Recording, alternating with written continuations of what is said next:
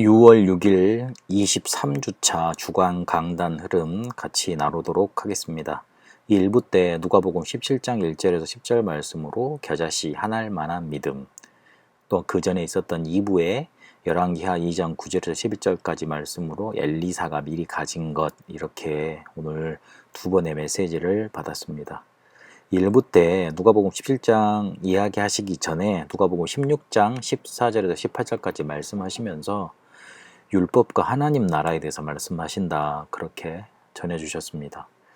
율법의 목적은 예수님을 소개하는 데 있는데 바리새인들은 자기들의 의로 구원받는다 주장했습니다. 세례 요한이 이미 예수님을 소개하고 생을 마감했는데 바리새인들은 예수님 싫어하고, 그렇게 구원받는 거, 예수님이 메시아 된다는 거, 그리스도 된다는 거 싫어하고 자기들의 의로 구원받아야 된다고 그렇게 주장을 했던 겁니다. 그래서 자기들의 의로 주장받아야 되니까, 구원받아야 되니까 자기들은 깨끗한 사람이어야 되잖아요. 굉장히 뭔가 이렇게 드러낼 수 없는 숨은 영적인 문제들이 가득한데 그거 드러내놓지 못하고 감추어 두었다, 그렇게 정리를 해주셨습니다. 그러면서 이거를 더 꼬집기 위해서, 더 이렇게 밝혀주시기 위해서 누가복음 16장 19절 31절까지 이어지는 비유로 깨닫게 해주시는 거죠. 바리새인들은 자기들이 지식부자라고 굉장히 많은 것을 알고 있고 굉장히 많은 의를 가지고 있다고 자랑을 했습니다.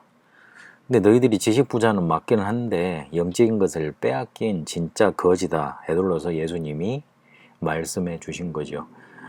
그렇게 거지로 살았던 사람이 죽어보니 아브라함의 품 천국에 가 있고, 부자라고 생각해서 열심히 잘 먹고 살았던 사람이 죽어보니 지옥불에 떨어져 있더라. 누가 진짜 축복받은 사람이냐? 어느 것이 더 나은 거냐? 너희들은 너희들의 의로 구원받고 굉장히 의인이라고 생각을 하고 굉장히 율법도 많이 하고 의도 많이 안다고 그러는데, 과연 너희들은 영적인 건 알고 있느냐? 영적인 것 빼앗긴 진짜 거지가 바로 너희들이다, 그렇게 서기관들과 바리새인들한테 말씀해 주고 있는 거라고 하셨습니다. 믿음은 하나님의 축복입니다. 하나님이 우리에게 주신 것 발견되어질 때 이게 엄청난 거구나, 그렇게 해서 믿어지는 겁니다.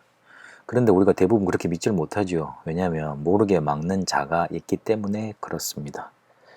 하나님은 우리에게 뭐 하라 그러지 않으셨고, 처음부터 우리를 이 세상에 만들어 놓으시고 선악과 쳐다보고 언약만 붙잡고 기억만 하라고 하셨어요.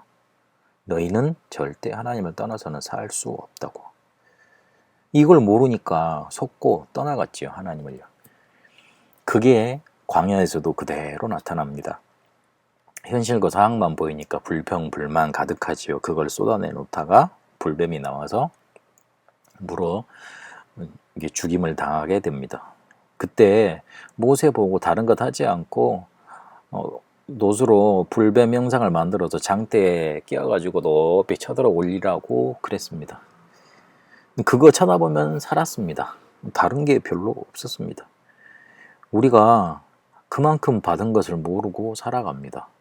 육신적인 것 주고 영적인 것 빼앗아 갔는데 우리가 받은 것 잃어버리고 있으니 빼앗기는 것을 조차 대한 감각이 없는 겁니다. 지금 애둘러 영적인 거지가 된, 율법의 완성이신 예수님이 오셨는데 자기들 으로 구원받는다고 하는 진짜 영적인 거지인 바리새인들을 그렇게 애둘러서 비판하시는 거예요. 우리도 그 속에 있지 말라는 겁니다. 그러면서 누가복음 17장으로 넘어가셨습니다. 누가복음 17장 1절에서 4절까지 보니까 실족해하는 사람은 화가 있다.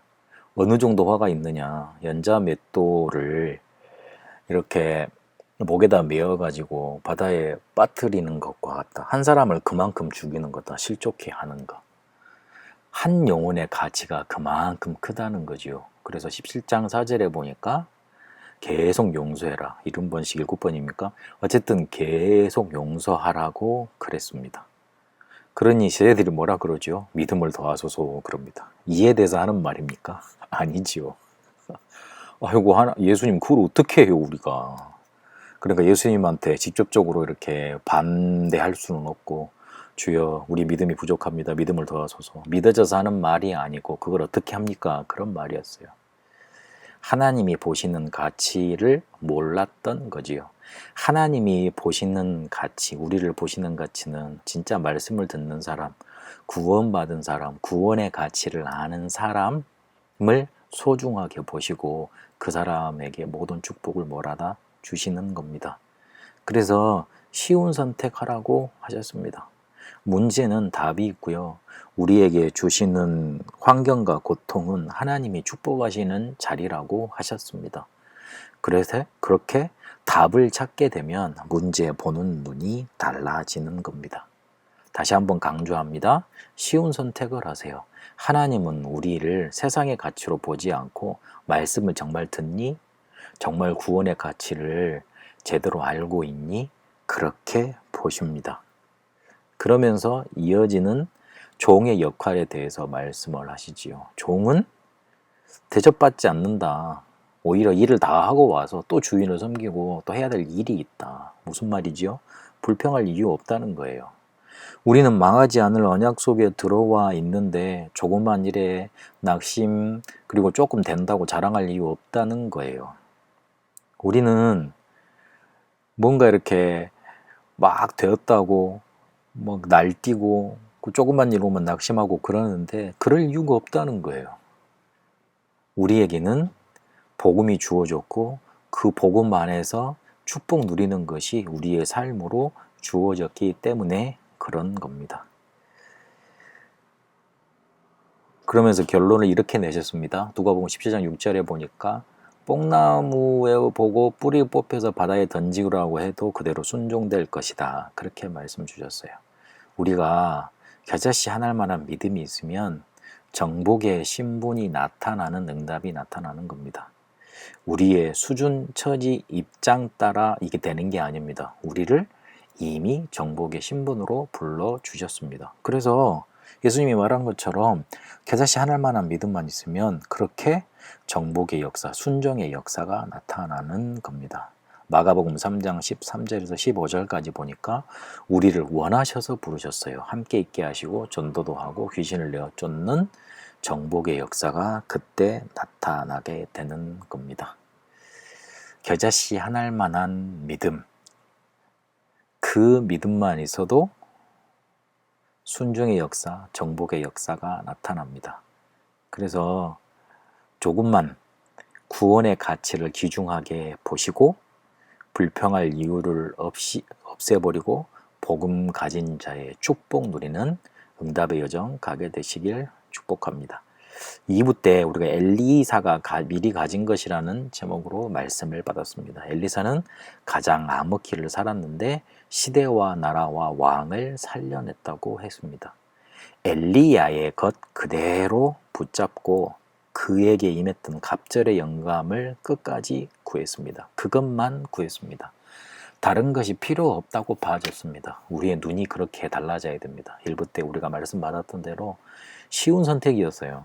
다른 사람들은 다 복잡한 거, 아이고 내가 어떻게 자리를 차지할까, 위치를 차지할까, 내 미래는 어떻게 되지, 그거 골몰했는데 엘리사는 쉬운 선택을 한 겁니다. 나는 끝까지 우리 스승님 따라다니면서 그에게 임한 갑절의 영감을 받겠다. 그렇게 그는 말씀 운동을 이스라엘 전역에 일으켜서 흑암을 빛을 쫙 비춰서 꺾었습니다. 결론으로 이렇게 말씀을 했죠. 낙심 말고 성령의 역사를 기다리라. 앞에서 일부에서도 반복이 됐죠. 우리의 수준 쳐다보고 그리고 작은 일 때문에 낙심하지 말고 성령의 역사를 기다리라. 생각과 마음을 조금만 하나님의 것으로 바꾸면 돼요. 하나님이 왜 이렇게 하시지? 하나님의 계획이 뭔지 조금만 바꾸면 됩니다. 그러려면 외부를 차단하는 고요의 시간, 그리고 힘없고 리듬을 얻는 깊은 시간으로 들어가면 된다고 했습니다. 겨자씨 하나할 만한 믿음, 복음의 가치를, 구원의 가치를 회복하고 불평의 이유를 없애는 복음의 축복을 누리는 삶. 여러분이 있게 되시길 바랍니다. 그래서 가난도 정복하고 무능도 정복하고 질병도 정복하는 역사가 이번 한 주간 넘쳐나게 되시길 바랍니다. 하나님 귀중한 한 주간의 말씀을 붙잡고 나의 것으로 붙잡고 재창조하는 시간 있게 하옵소서. 한 주간 이 말씀 들고 설레이는 응답을 기다리는 그런 삶 살다가 예배에 모였을 때 포럼하고 증인으로서는 응답 있게 하옵소서. 살아계신 우리 주 예수 그리스도 이름으로 기도합니다. 아멘.